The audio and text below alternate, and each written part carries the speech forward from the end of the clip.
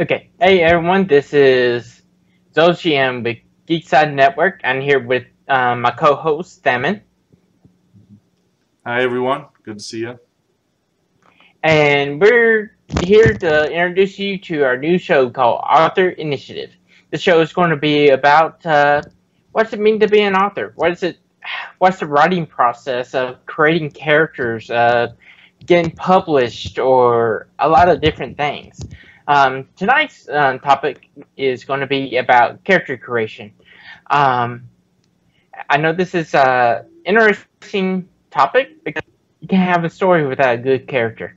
You also can't have um, a good plot without the character. So, um, Bemin, what's your thoughts on characters and stuff like that? I think that's one of my favorite parts. One of my funnest parts of any book is creating the characters. They are central to any storyline, and the characters are ones that the audience has to either relate to, enjoy, be intrigued with. They're one of I think the heart of the story, and so I kind of love making some characters, making some uniqueness with them. Uh, and filling them with all sorts of traits, good and bad, because the bad traits also make the character. Okay, so there's different processes when you are creating a character we're going to be talking about tonight. The first process is you got to name your character.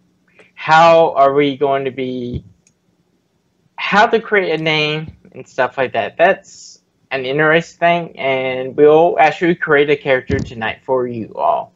We have worked on a little bit of this beforehand, we're but there's a lot of it that we hadn't done yet. So Um, and the next part, brief intro.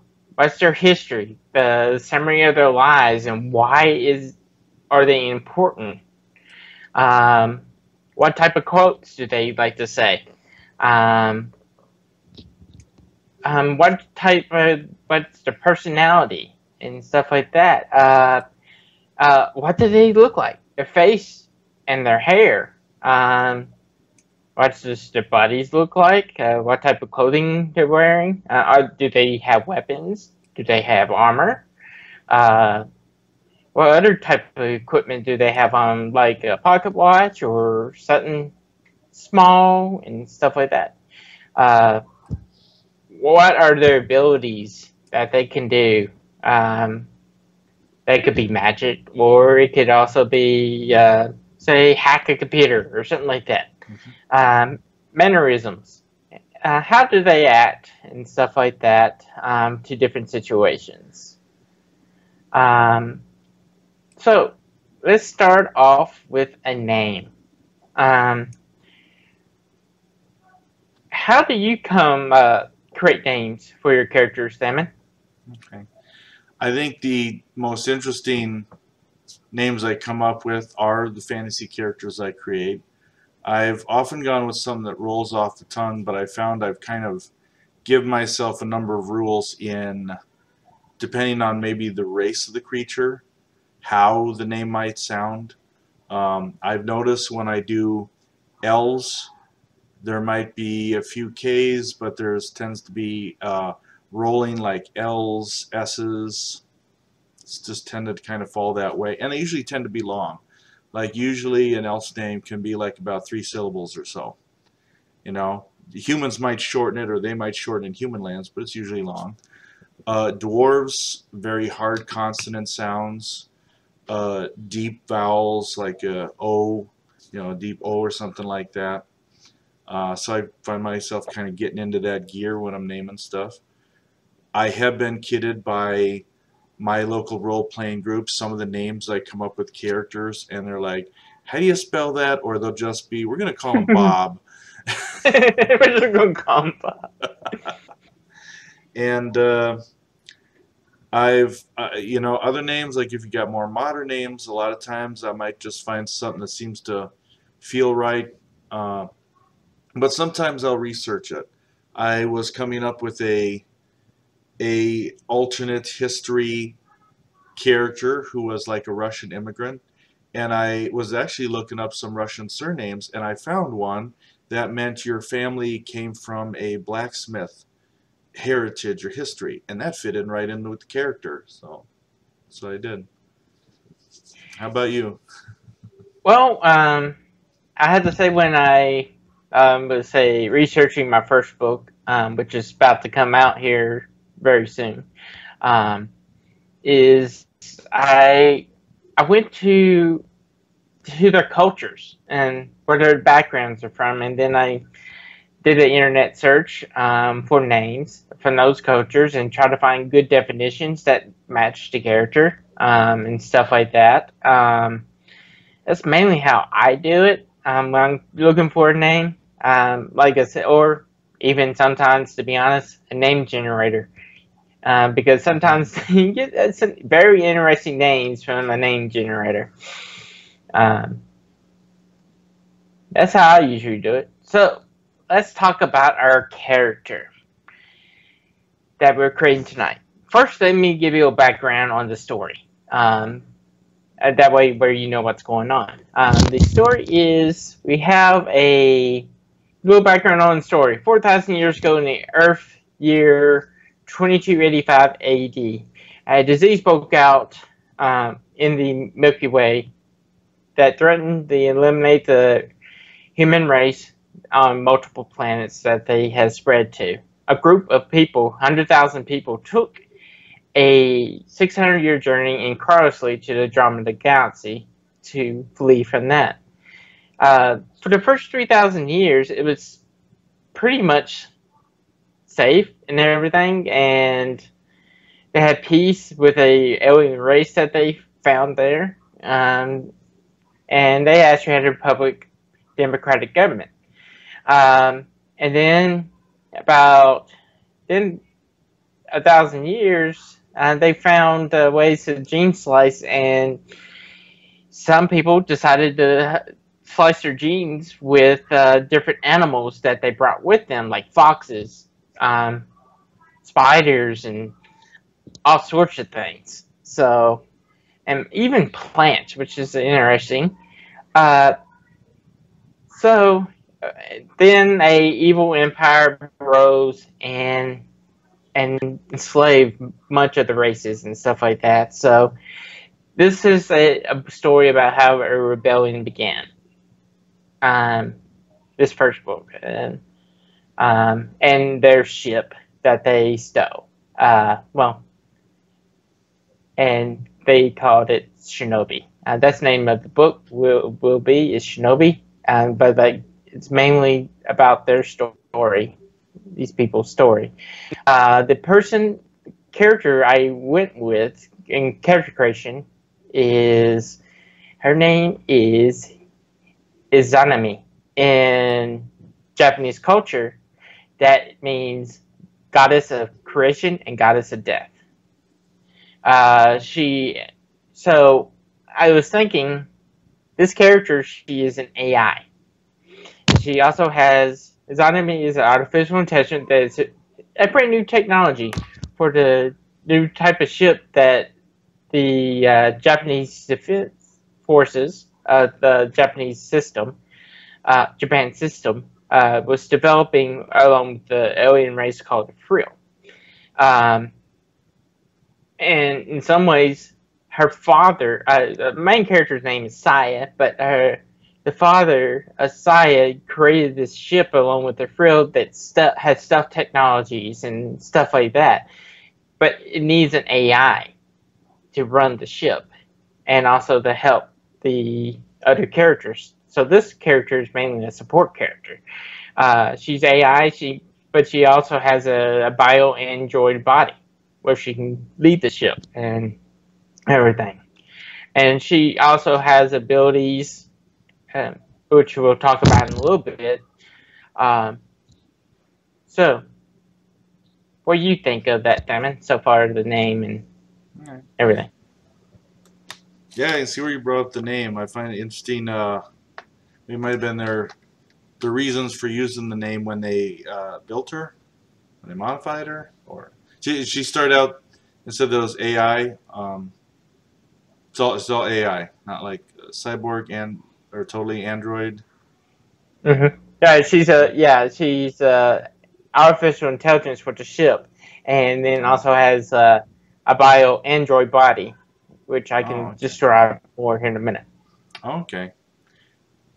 Yeah, I think it's interesting the research into the name, and maybe how that might even apply more directly in the storyline, depending on how things go. And I think it brings us to, and just that first part about where we try like a intro or a history, and how a person wants to start there is usually something brief or longer, but you need to kind of know, okay, where's this person coming from, what world are they in, and a little bit about what they're doing, so that we kind of know, okay, where's the start with this character, where are they at.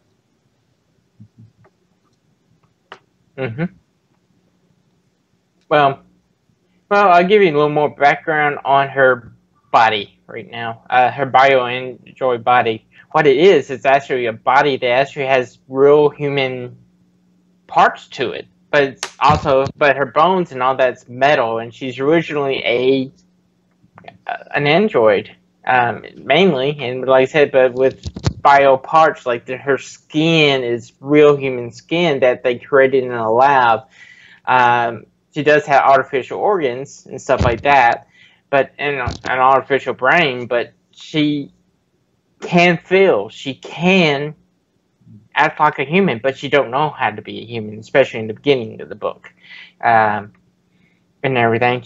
She wants to learn. She has an adaptive matrix that lets her learn from experiences. A way she speaks in the beginning, but it's more emotionless because she don't know about emotions yet. She's learning still, and that's how she'll eventually progress, because she's learning from people and stuff like that. I can envision, yes, this is a character that's starting off very much. If me, a big fan of Star Trek Next Generation, you met Data, who was trying to be like humans, who was trying to emulate them and fit in with them. Yeah, and that's, I think, any character too. Stuff that I kind of threw out there for suggestions is thinking of their youth, their defining moments. Obviously, for this character, youth is Irrelevant. A little irrelevant, yeah. Defining Well, moments technically, probably she is come up. newborn, so in some ways, she is newborn to the bioandroid body, because the AI, her creator, only created her less than 6 months ago. She's still new, so. Yeah. So she has yet to kind of have her defining moments. So they might be more impactful when they do happen. Her maybe kind of certain naivety is, if anything, a defining character history, character trait there. Yeah. And yeah, so that's what I had to add in about that, I guess. Yeah, but I quotes, not really for sure what she would quotes wise right now, because like I said, she's still new, so we're still trying to learn. I'm still trying to learn who she is and what type of quotes that she's going to come out with and all that. So I think it's going to be interesting just to see how she develops over time and everything. I can see for her a lot of quotes might be the kind of inquisitive ones that that an AI trying to understand human nature might be asking a lot. Like, say, maybe even this quote of "please extrapolate." Also using like the big words like that. Please extrapolate. Maybe something about unknown, unsure quantity, undefined quantity. Something along those lines, I bet, because she's hearing something that she's unsure how to measure, unsure how to calculate. It could be something like that. Yeah, I've often said characters in general, sometimes yes, their quotes, something that they say about them is just that one other thing that gives you a little, uh, gives you something about their background, their what they get into. I do know that I have a dwarven character. I have placed a lot of quotes that I feel are dwarven quotes and dwarven curses. There's a section of dwarven curses in there. It goes with the character, so we can understand. And I think yeah, if a player kind of thinks about what is this person like they're saying, if they're um, I threw out a few quotes I know I've used for characters in the past, like the best stories are written by self-performance. Please let me do the talking. Uh, one of them, again, I think this came from the dwarf. Your forge stay lit. So something for yes, all authors think about too is like yes, when you look at this character, look at how this AI or any other character might act. What is something that you might typically hear coming out of their mouth? You got to put that characterization in there. Let's talk about a little about her face. Okay, the way I do my characters is if I know what their culture is going to be, where their background and stuff like that. Say for this example, this alien race who created her, they didn't do it in their image. They did it in the image that would be more comfortable to the crew. They thought, so like image of a human Japanese girl. So when I go through it, I went and found a picture of. I go through look at famous actresses and action actresses. Just depends what type of character he is, and I go find the person. The person I went with is Miri Kitari. I screw up names so bad. Kiritany.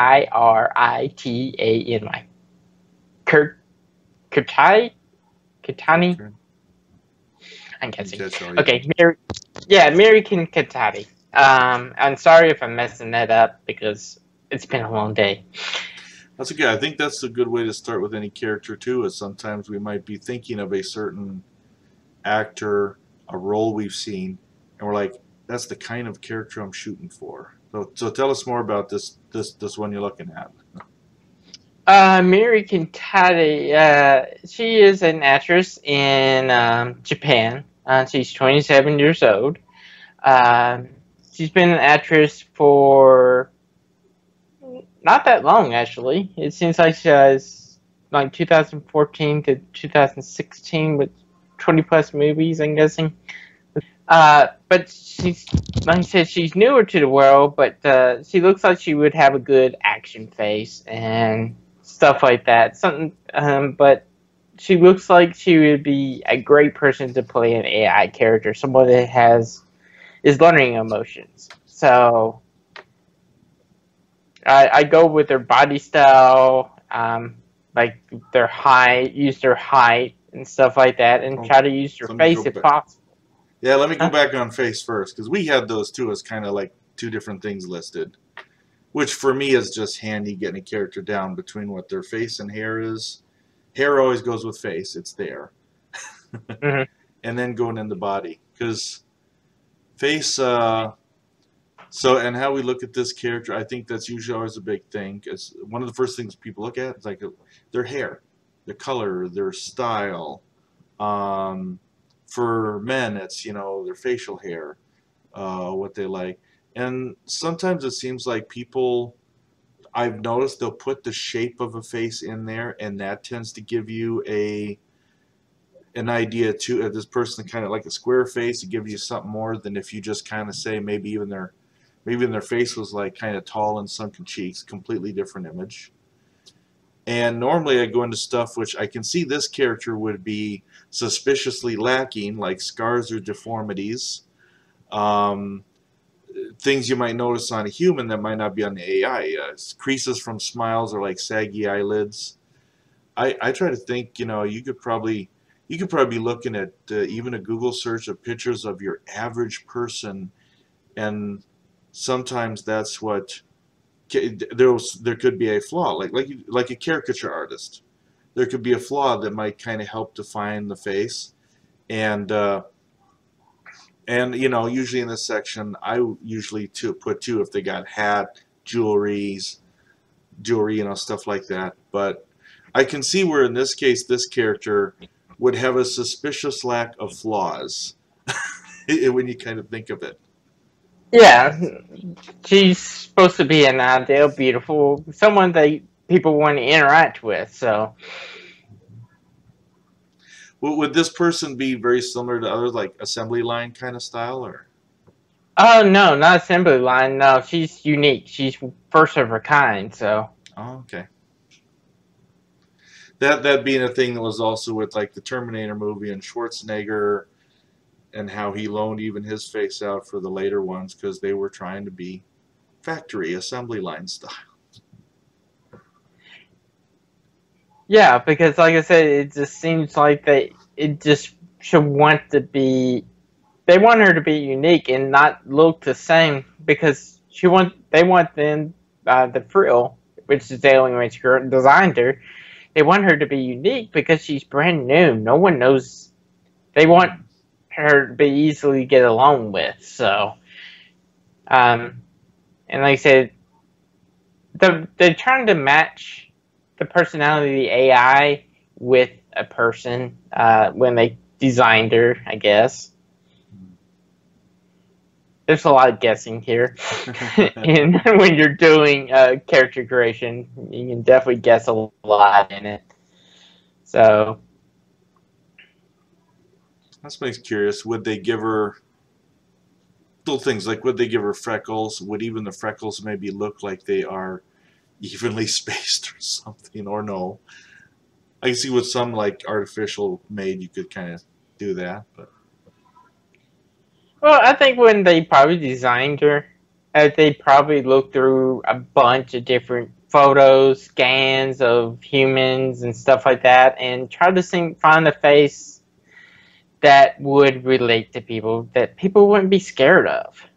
And then they took those 3D scans, and then they created the understructure, and then put the bio-ness on top that they created. that could lead to something that ends up bringing up some interesting sides to the character or character dilemmas later, because they could know they were based on a old Japanese actress. You know, you don't have to say the name, but and that kind of puts some introspection on the AI, being, you know, I'm a representation of this person who now is like dead thousands of years ago. It could give any character like an interesting bit of introspection into their personality too. Mm-hmm. Yeah, like you said, it's the Frill. They're a high tech race. That they never created something like this before. It was the lady that created her was probably one of the smartest people in their society, and she's young too. So she probably wanted, hey, I want someone young looking and stuff like that. And the creator is in the book too. So and like her creator, she liked growing up, she liked to watch old Japanese movies, like centuries old movies that got digitized and stuff like that, and she fell in love with this character, so she just said, well, I'm going to base her off this character here. So that's how she got her her bio-android got designed and everything. So and I see where that can lead us into our next section, doing the body. I separate them because you can usually say so much stuff about the head and up the face, and then you go down to the body, and there's a whole bunch of other descriptors that could fit in there. Now, although I usually start with things like height, weight, whether they're relatively muscular, fat, skinny, age, appearance, and before I get into that other stuff, usually I'll have clothing in this section too. And I wonder if this AI then would be predisposed to certain clothing based on how the inventor saw that old character, that old, the person they're based on. Well, in the beginning, when I first introduced her, she actually has a ensign uniform on because she was just trying to blend in. That her side, that one of the main characters in the book, its father, had her dressed in that just to have her blend in, and the reason she is with him, in that when I introduced her, that's okay. That's his aide. So he was using to say, yeah, she's my aide and stuff like that. That's why she is allowed to be with him. But I think towards maybe later on in the book, she probably try to decide what her own style is, because she's going to have a conversation with a character later on. It's like, what's your style? You see how I dress. You see how this person dresses. What do you want? Of course, that makes her think, what do I actually want? And stuff like that. Because that's the three main characters. She is one of the main characters in the book. Izanami. So, because she's learning how to be human. But she's an AI at the same time, and she's going to mess up. Yeah. But she thinks she's doing the right thing, but she's going to mess up. Wearing the bra on the outside, is she? No. She sees plenty of photos, so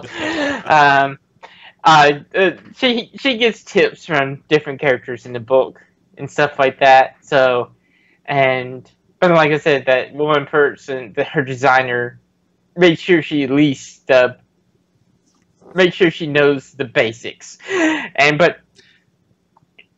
I think, yeah, that opens up for authors designing characters like this for the books.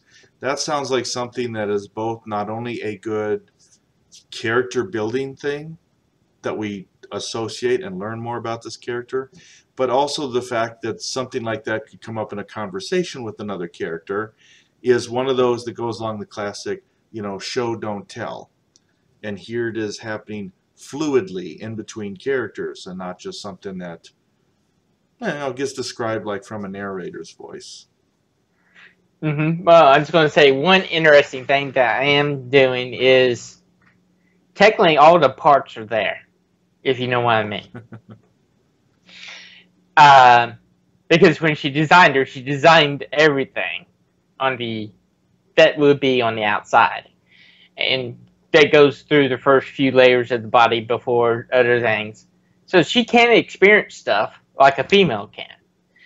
So I don't know where that's going to lead right now. Is she actually going to fall in love with someone? I don't know. So we'll have to see. Like I said, body-wise, all the equipment's there. Female equipment is there. So in some ways, almost like Ghost in a Shell. She is a ghost in some ways in a shell. Yeah. Which that remake was pretty good. But not to get off topic. So when I look at some of the other things that like I put in our notes for the body, see how that might relate to this character. I was talking about the next thing I talked about in our little notes that we look at is things like other appearances that can stand out, where they are hunch, deformity, left-handed, long limbs, limp, solid, frail, and movement descriptions. Are they lithe, clumsy, slow?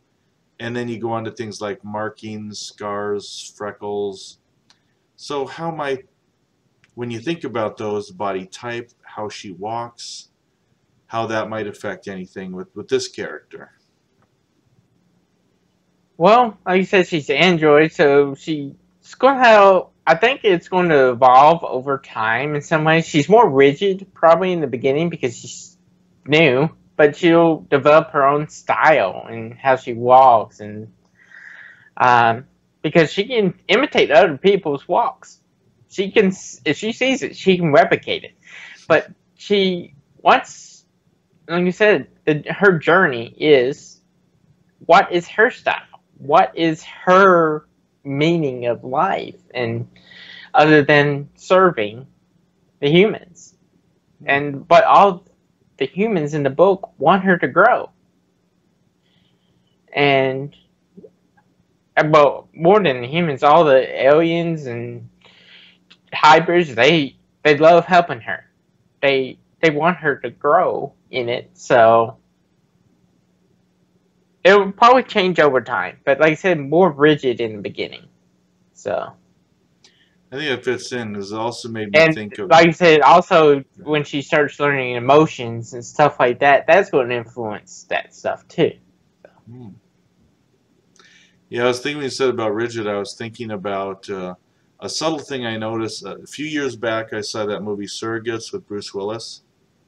And the concept of that being a lot of people were like in a bed in their house. They were walking around with an android body. You know, it was to be safe, to be new and improved. But I noticed how the actors, it was a subtle thing, the actors that were playing like in their supposedly android bodies walking around, how they were stiff, how their movements were a lot more what you might call robot-like. And it was a very subtle thing, but I noticed it, and I thought that was pretty good of them to do, because and it gives you that rigid feeling to it. And it makes me... You also saw that also in Ghost in the Shell, the new remake that they recently with Scarlett Johansson. She walked rigidly. She walked like she's always determined. She could imitate stuff, but still, she, like I said, she had it happen that way. So, and it makes me wonder when we go into. Tell you what, I'll think of this one in a moment. Where he also said developing emotions, that clues me into something we'll talk later under maybe mannerisms. So I'm gonna hold that thought for a moment. Okay, now let's go to weapons and armor.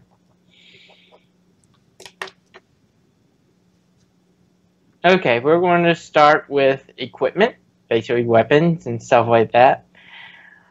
Well, I see with her, she's basically a weapon herself, because she may look thin and not buff or stuff like that, but boy, you tangle with her, you're going to regret it. She has probably 100 times human strength because of her body. She could easily pick someone up and throw them maybe a fourth of a mile away if you piss her off enough. Withstand a fall from a good height, no problem? Oh yeah, she has absorbers and stuff like that. That way she could literally jump off a cliff and still land, and maybe even maybe attachments still come out to slow her descent and stuff like that. So that are hidden. Because Android body, it can have a lot of neat tricks that you don't know about. I had the audience was seeing. I kind of laughed there because it made me think of, again, Star Trek Next Generation, Data. It's hard not to think of him with some of these characterizations. But a movie came out where he was in the water, and all of a sudden it's like he popped up floating in the water, and he was like, I may also be used as a flotation device. I know, that was a hilarious moment. So I wonder, would she have anything concealed under the skin that she could pop out for anything? Oh yeah, she is fully loaded. So like she may have, I don't want to give up all her tricks and stuff, but she may have hidden blasters and maybe some thrusters and stuff like that, just like I said, slow her descent. Which will also affect what type of clothing she will wear and armor she would wear. Oh yeah, if you can imagine her, like if somebody put some nice shoes on her, said you should try these, and for some reason she had reason to use her foot thrusters later on, you can imagine those things would be ruined. Oh yeah, but you never know what situation she's going to have to go into. Like I said, no one knows her. She could easily slip in undercover for a situation. Mm-hmm. Like I said, She could smuggle stuff in an internal panel. Who knows? possibly, yeah. She would probably have anti-metal detector devices installed or something like that. That way, they wouldn't detect her metal body or anything in that they stored inside her. Mm-hmm. Just to like, here you go, put this inside your stomach. I don't know. Like I said, it's still developing her there, so. So yeah, I was gonna say too, because and for other people creating this, now you're science fiction. I'm usually fantasy. So when we're looking at a list, kind of what we're talking about now, weapons, equipment, items.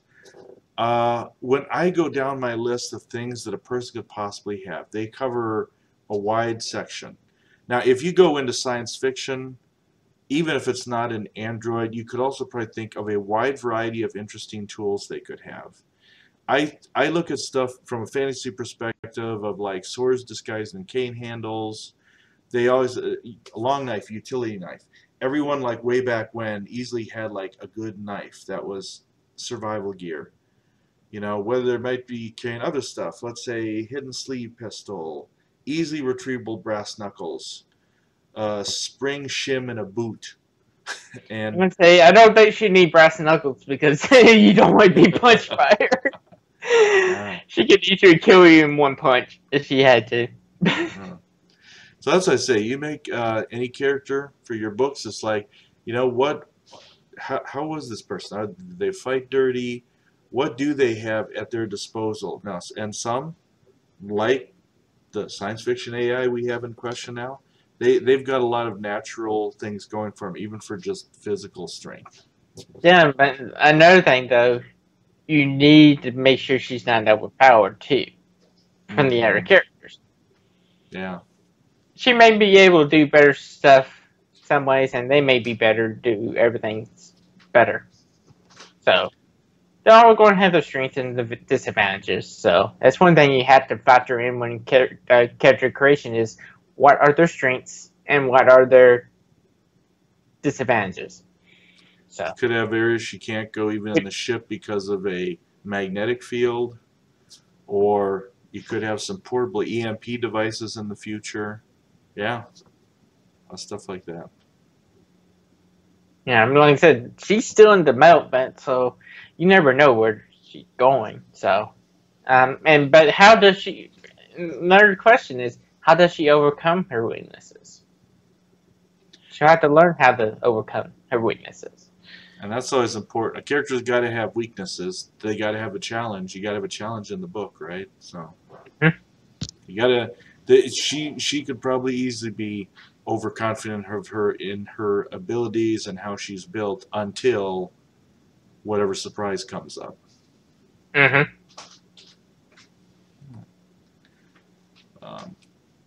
And I like to say we have a section divided on armor. Obviously, hers is kind of even internal and self-explanatory. Oh yeah, but she probably would, or she and say if she's in a fight, she may wear extra armor, especially built for her, where she could still use her mechanisms and stuff like that that's hidden and all that. Maybe like a blaster in her arm or something like that.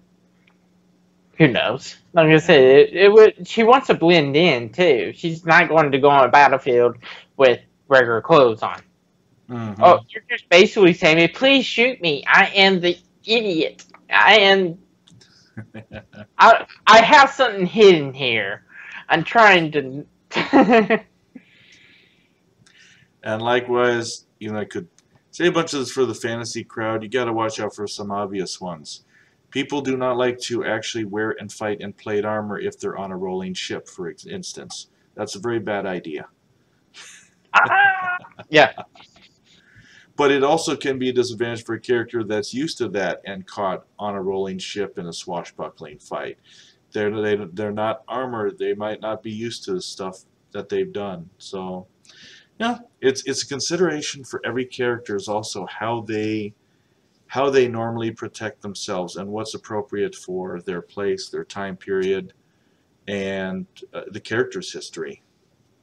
Yeah, like this one here, in the armor in the sci-fi, in the book Shinobi, their armor is in some ways is almost like a liquid substance that they use to put it on, and but it becomes hardened and it's form fitting and it's flexible, but it's has the same protection of steel and uh, blaster resistance, and everything. Like I said, it's and like I said, they easily and it. They also like have a view screen and stuff like that. They can put attachments to it that goes along. So it's an interesting technology. It's in some ways it's more nanotechnology, nano armor versus a liquid. It's actually little bitty bots that That makes a will lot of form. sense, yeah.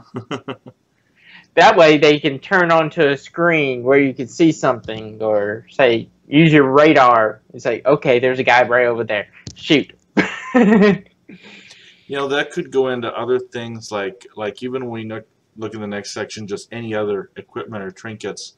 It makes you think that can definitely kind of set the technology for those people if nanobots is a thing for just other stuff too, health and surgeries and stuff like that. Yeah, there's one of my other main characters actually has nanobots in her body, inside her body. There's a reason she has that. I don't want to reveal that right now because it's part of the book, and everything. But it allows her to do things more humans shouldn't be able to do. Like she can command those nanobots to create a hard shell somewhere or something like that quickly. She can control it, but there's also other things like, say, if her heart stops, those nanobots can interact and restart her heart and protect her brain. Like if she takes a huge blow, it can reinforce the neurons in the brain and stuff like that. So that character's in some ways it's almost like a bio android, but on the inside versus the outside. Because she is fully human, but she has nanites that helps her. So, Yeah. and one thing is about Izanami. She can interact with the other humans and other characters in the book via an implant in the humans. So she could be like I said, she could be on the ship and she can still talk to them through the implant. And she can monitor their health and stuff like that. Most of them don't have the nanobites in them because it's expensive. And I everything. wouldn't be surprised then if there's a crewmate or something that wouldn't get spooked by that, at least for a little while. All of a sudden the voice in their head or even worries, it's like, they can't take over my body through this thing, can they? Well, that's going to be kind of no, not really, because there are safeguards there. But the person might not know. Or might be like, I'm pretty sure they're going to ask that question when they get the nanobites. So, you can't take over my body, right? No, you command the nanobite. She can help you, though. So, like, improve your strength and stuff like that. Izanami has a lot of duties.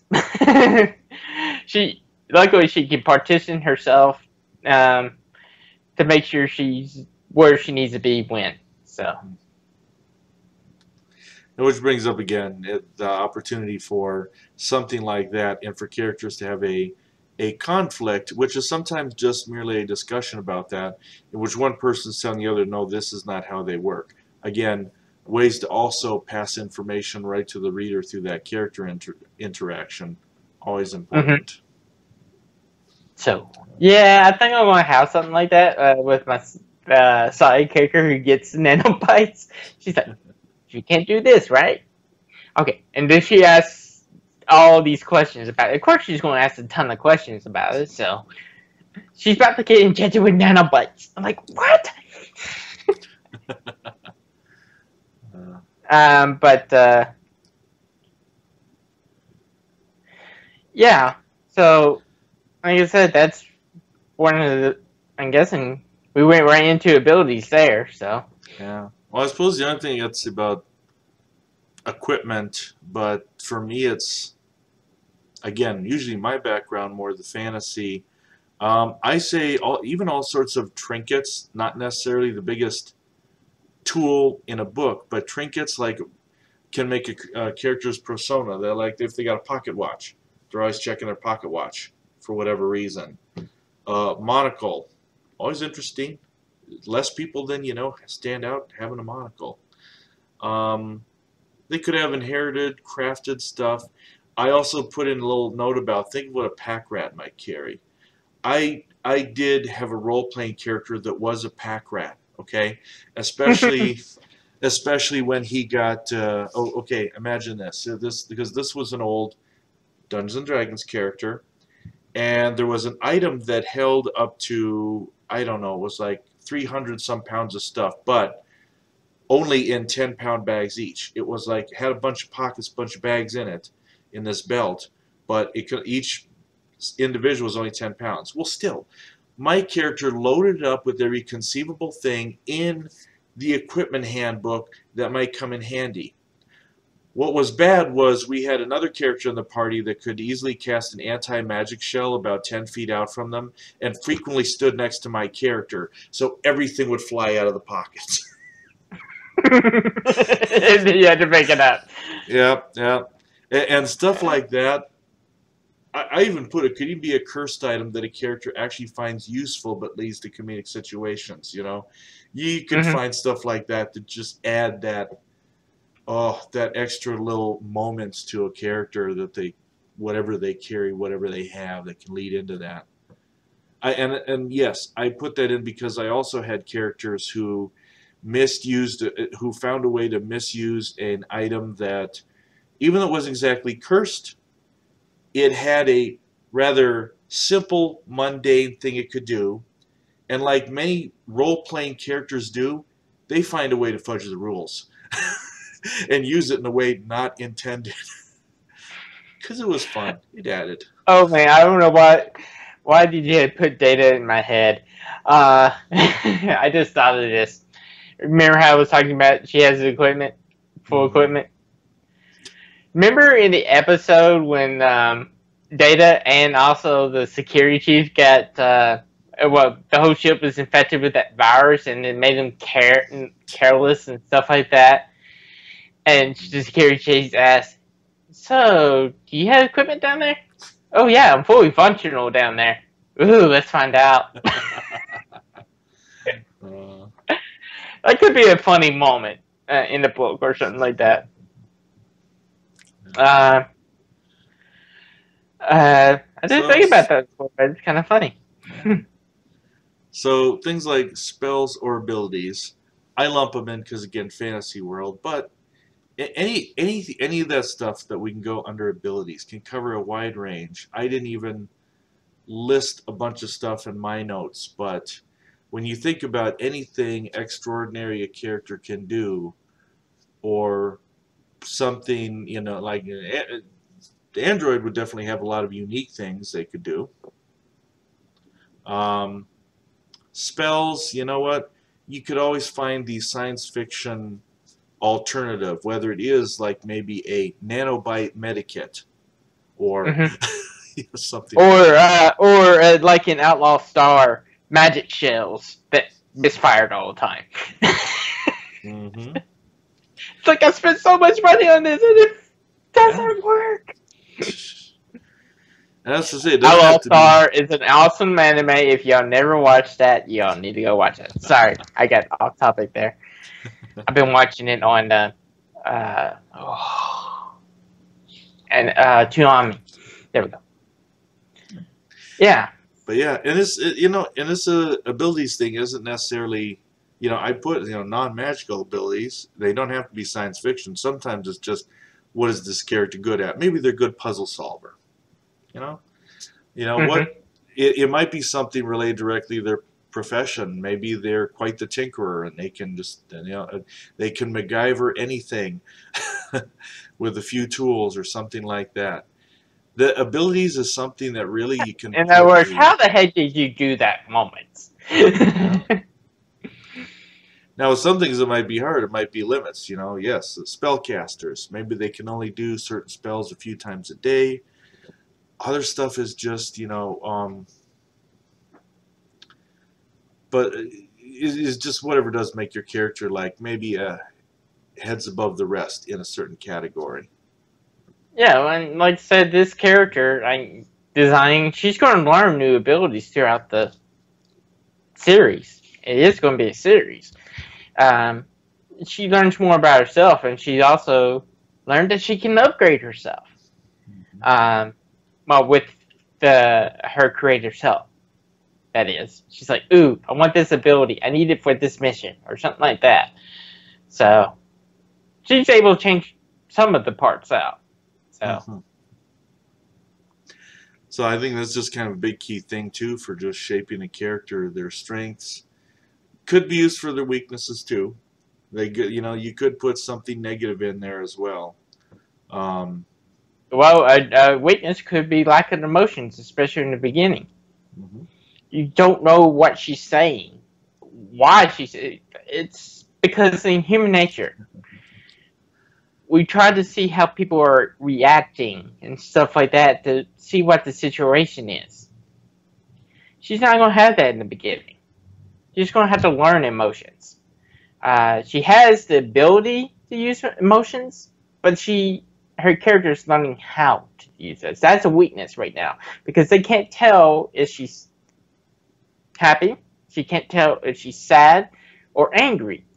She don't know how to use them, but she eventually starts learning how to use them. So, and she becomes more human over the series and less of technology. She still has the tech, but still, she grows more like a human. Kind of like a baby in the beginning. It has to learn emotions and how to act and stuff like that. So she may have some funny, quirky moments because she didn't know how to react to something. Like practical jokes or something like that. She didn't. Or she'd take a practical joke too far or something like that. Use the Orville. I don't know if you've seen that show or not. The Orville. Mm. Well, they have a character. Oh, you need to go watch it. It's hilarious. In the last week's episode, they have a character. It's an android character. He thinks humans are inferior and everything, but for some reason he wants to learn why people think stuff is funny. Well, they throw a practical joke on him. They put Mr. Potato Head parts on him. He didn't notice it. That they put Mr. Potato parts on him.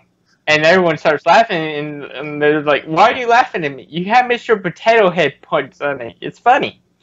And so he's like, well, and the pilot, if he did the practical joke, okay, you got to get me back when I'm least expecting it.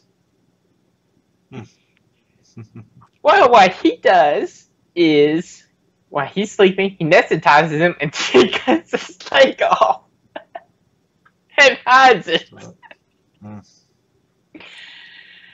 So, yeah. But like I said, they were able to regrow the leg and stuff like that because he thought, and the pilot first didn't think it was funny, and later on he's like, that actually is pretty funny. I didn't get it at the time, but it was actually pretty funny. You took my leg. So yeah, you can see her abilities too. Even a character like that, like they can see well in the dark, but maybe if someone was to come to her quarters to ask her a question, and she's like invites them in, they're like, I can't see in here.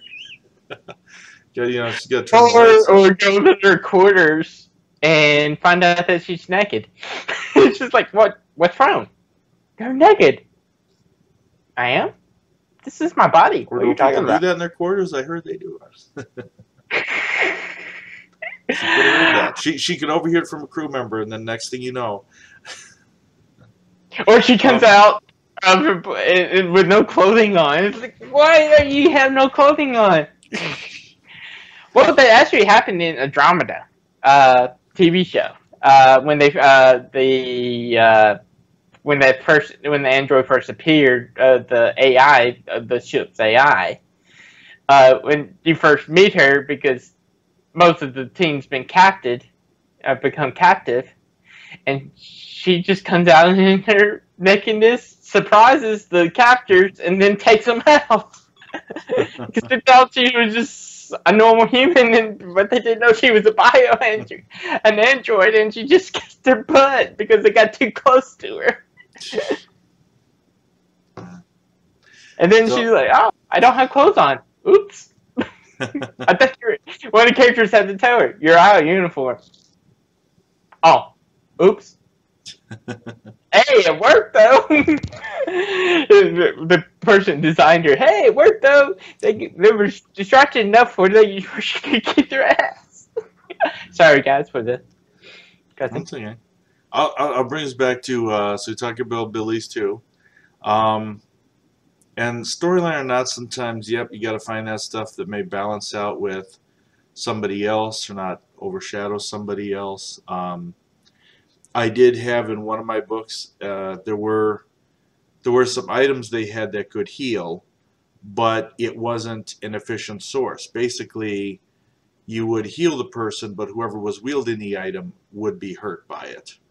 So it was just kind of more a transfer over. So that required someone who was willing to do a little sacrifice there for someone who needed some serious saving at the time. So, like, even exchange in equivalent exchange in Full Metal Alchemist. Yeah. So you might have stuff there that's like, hey, this is a handy item, but the drawbacks, you know. Yeah, I thought a good weakness. Another example from the Full Metal Alchemist. The guy had the ability to do fire, but he's in rain. They said, "You're useless to us." He's like a kid. And so he just walks off. But that's what every RPG wizard has to watch out. It's like you totally invest in fireball spells. You got to use the fact that your party could be in the way of some of them. Well, useless because it's raining. He couldn't light the fire. Okay, and now for our last subject for this evening, mannerisms. Why don't you take it, Damon? All right. So mannerisms, we talked about everything that I think keep in mind when I did this list and the order in which I did it, their face, their body, their equipment and such, and I put mannerisms last. I have found that I probably have Asperger's, and when you look at the way I did my list, I suppose I did do a lot of physical observable qualities first, and then got to something at the end which I think can't be underestimated with the character. Their mannerisms, their likes, their dislikes, their preferences, their phobias, maybe racially prejudiced character, maybe a character that has, what do they like for their entertainment, for their hobbies. Is this person going to be your, smoke pipe, or, like I said, phobias? Do they jump at spiders? I actually have an underground-based character that jumps at spiders. You can imagine he's not living in the best of environments right there. Nope. Because these things about a person's likes, dislikes, the creature comforts versus emotional flaws, that is what really kind of builds a character. It can make them different from anything else, any other character that might have the same type of, like in the Army, weapons, armor, abilities. What defines this person? Mm-hmm. Yeah, for Zami, like I said in the beginning, we don't know. What are her mannerisms? She has to figure out who she is and what are her mannerisms are. She will learn over time because she's going to, like I said, she's probably going to offend people by accident, not knowing that she's offending people. She's probably going to be doing a lot of different things. Like, for example, someone's afraid of spiders, she's just going to go, what spider? and then a member of the spider crew goes by or something. You just... I think what spider? I think what's actually funnier is you think of this super strong, super armored AI character, and if her first experience with spiders is people that are like shying away from it, like kill it or throw a shoe at a distance, this AI may not necessarily. She might feel like, oh, that's the way I should be acting around those things. You don't know. Okay, like I said, like you were saying about spiders and stuff like that. What if she has opposite effect? She could have the most venomous spider in her hand. She's like, what? What's wrong? It's biting her. She don't know it. That's going to affect her, her bio skin and stuff like that. So she'll have to learn that stuff. And then she's like, but she also don't want to offend the human hybrid, spider hybrid on the crew. So she probably's like, here you go, do whatever you want to do with this. Because she has to learn. There's a fox hybrid. There's going to be different representations, members of the crew. So they'll have she's going to have to learn how to deal with that, and because she knows about them, but she's never interacted with them. So she's going to screw up so many times with everybody. But they're probably a lot of them are going to be a forgiving heart and stuff like that to her because she's new, and the thing is, there are going to be people outside the crew don't know that she's a bio android. No. They'll think, ooh, she's a nice looking girl. So she's going to deal with situations like that. People are trying to get her in bed, basically. How she's going to handle that.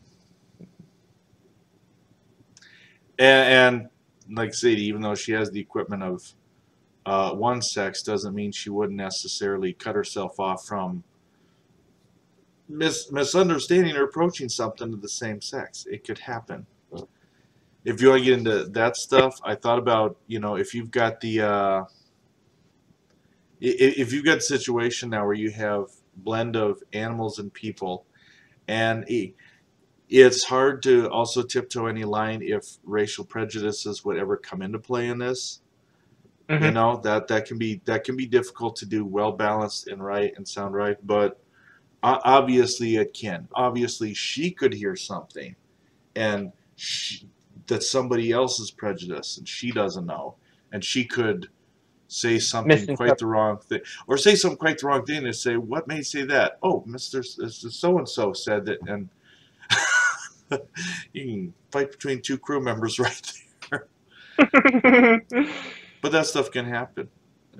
Creature comforts.